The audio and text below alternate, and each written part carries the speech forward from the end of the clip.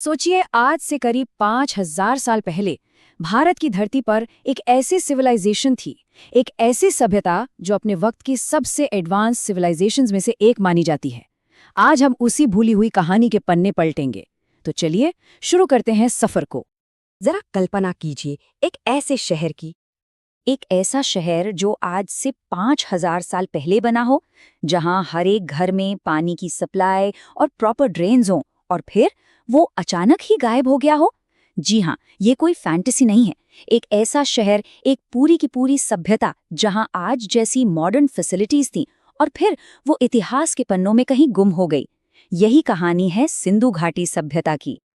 तो सबसे बड़ा सवाल तो यही उठता है ना कि आखिर हमें इस खोई हुई दुनिया के बारे में पता चला तो चला कैसे। इसकी खोज की कहानी वो शुरू होती है 1921 में दयाराम साहनी और फिर 1922 में आर.डी. बैनर्जी के काम से। लेकिन सुनिए, ये सिर्फ दो शहरों की खोज नहीं थी, ये एक एब्सोल्यूट गेम चेंजर थी। इसने भारत के इतिहास को हजारों साल पीछे धकेल दिया।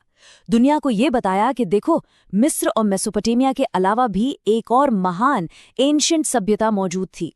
जब आर्कियोलॉजिस्ट्स ने इन जगहों की खुदाई शुरू की तो वो सच में हैरान रह गए। उन्हें जो मिला वो सिर्फ ईंटों का कोई पुराना ढेर नहीं था। अरे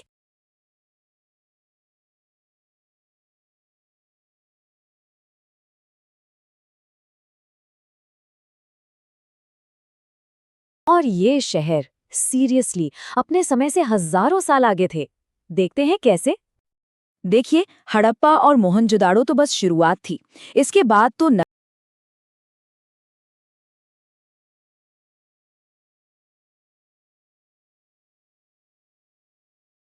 सिस्टम आज भी इंजीनियर्स को हैरान कर देता है। ये एक बहुत बड़ी आपस में जुड़ी हुई दुनिया थी। इनकी जो अर्बन प्लानिंग थी ना, वो बस माइंड ब्लोइंग थी। मतलब जरा सोचिए, आज भी हमारे कई शहरों में प्रॉपर ड्रेनेज एक इशू है ना? लेकिन 5,000 साल पहले सिंधु घाटी के लोगों ने ये सब फिगर आउट कर लिया था। हर घर अंडरग्राउंड ड्रेन से जुड़ा था जो ढकी हुई थी। ये सैनिटेशन और इंजीनियरिंग का वो लेवल था जो आने वाले कई सदियों तक कोई मैच नहीं कर पाया। और इसका सबसे शानदार एग्जाम्पल मोहनजोदाड़ो का ग्रेट बाथ। ये सिर्फ एक स्विमिंग पूल नहीं था, नहीं, इसे वाटरप्रूफ ईंटों से बनाया गया था और इसमें पानी भरने और निकालने का एक बहुत ही कॉम्प्लेक्स सिस्टम था। ये उनकी कंस्ट्रक्शन स्किल्स का एक जीता जागता सबूत है, और साथ ही ये भी दिखाता है कि पानी उनके समाज और शायद उनके रिचुअल्स के लिए कितना ज्यादा इंपॉर्टेंट था। तो शहर तो लाजवाब थे, पर इन शहरों में रहने वाले लोग करते क्या थे? उनकी लाइफ कैसी थी? इसके क्लूज हमें मिलते हैं उनकी कला और उनके ट्रेड से। ये लोग कमाल के व्यापारी थे। इनका ट्रेड नेटवर्क मेसोपोटामिया तक फैला हुआ था। अब सवाल है, ये हमें पता कैसे चला? सिंपल, इराक में सिंधु घाटी की सील्स मिली हैं और सिंधु घाटी की साइट्स पर मेसोपोटामिया का सामान मिला है। ये एक तरह से एंशिएंट ग्लोबलाइजेशन का सबूत है, जो आज की दुनिया से कितना मिलता जुलता है ना? अब जरा इस छोटी सी कांसे की मूर्ति को देखिए। The dancing girl. इसका पोस्चर, इसका कॉन्फिडेंस, ये सिर्फ मेटल का एक टुकड़ा नहीं है, ये एक मास्टरपीस है जो लाइफ और मूवमेंट से भरपूर है। ये हमें उनके आर्ट और सोसाइटी में कला की जगह के बारे में बहुत कुछ बताता है। और फिर ये मिस्टीरियस फिगर जिसे हम प्रीस्ट किंग कहते हैं, उसका वो शांत एक्सप्रेशन, उसकी वो डेकोरेटेड शॉल, कौन था ये? क्या वो कोई राजा था या कोई रिलीजियस लीडर?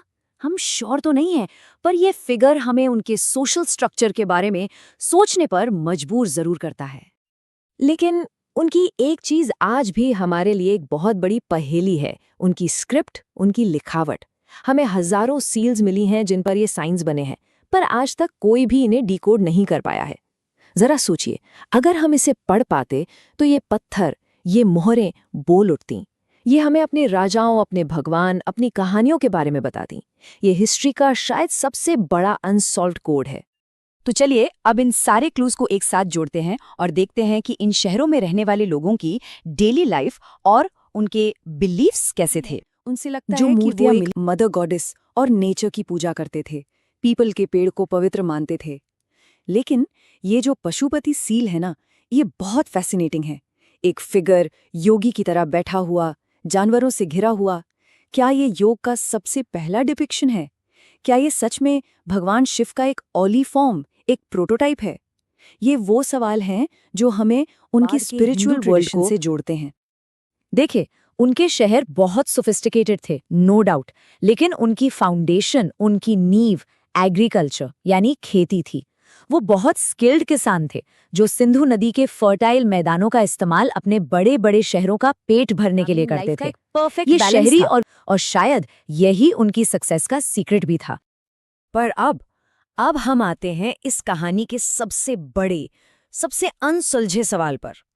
आखिर इतनी ग्रेट, इतनी ऑर्गेनाइज्ड सिविलाइजेशन खत्म कैसे हो गई? What happened? इसका कोई एक सिंगल आंसर नहीं है, बल्कि कई थ्योरीज हैं। कुछ कहते हैं क्लाइमेट चेंज हुआ, सिंधु नदी में अपना रास्ता बदल लिया, भूकंप आया होगा। एक थ्योरी ये भी है कि बाहर से आर्यन लोगों के आने से इसका पतन हुआ। सच्चाई शायद इन सभी चीजों का एक कॉम्प्लेक्स मिक्स है। एक सिविलाइजेशन जो एक डेलिकेट इकोसिस्टम पर बनी थी, जो वक्त के साथ बदला, और शायद एक्सटर्नल प्रेशर्स के साथ मिलकर इसका डिक्लाइन शुरू हो गया, जिसमें सदियां लग गईं। वजह चाहे जो भी रही हो, धीरे धीरे ये शानदार शहर बस खंडर बनकर रह गए। आज वो शहर वीरान है, नो डाउट, लेकिन उनकी कहानी इन्हीं रूइंस के जरिए आज भी हम तक पहुंच रही है, जिंदा है। और जब भी हम इस सिविलाइजेशन के बारे में सोचते हैं ना, तो ये नंबर याद रखना बहुत जरूरी है। 5000 साल, 5000 years ago, जब दुनिया के ज्यादातर हिस्सों में लोग बहुत सिंपल लाइफ जी रहे थे, तब भारत की धरती पर एक ऐसी सभ्यता थी जो अर्बन प्लानिंग और सिस्टम का पाठ पढ़ा रही थी।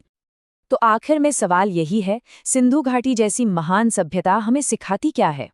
शायद यही कि वक्त के साथ सब कुछ बदल जाता है, लेकिन गुड प्लानिंग और सिस्टमैटिक लिविंग के आइडियाज हमेशा रेलेवेंट रहते हैं। और हाँ, ये हमें ये भी याद दिलाता है कि हिस्ट्री कोई बंद किताब नहीं है, ये एक कंटिन्यूअस एक्सकवेशन है, एक लगातार चलने वाली खोज। और हर नई डिस्कवरी के साथ हम सिर्फ अपने पास्ट के बारे में नहीं, बल्कि अपने बारे में भी कुछ नया सीखते हैं।